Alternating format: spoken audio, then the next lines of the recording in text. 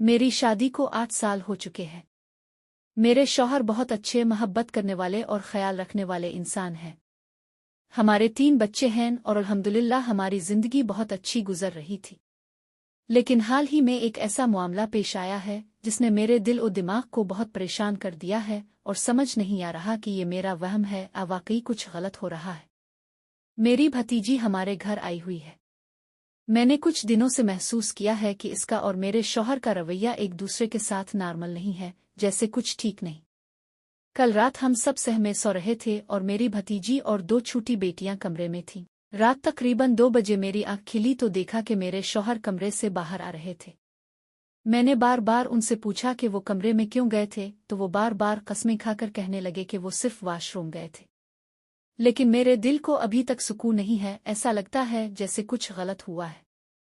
बराह करम मुझे मशवरा दें कि मैं क्या करूं ताकि मेरे दिल को इत्मीनान मिले और मैं कोई गलत कदम भी ना उठाऊं।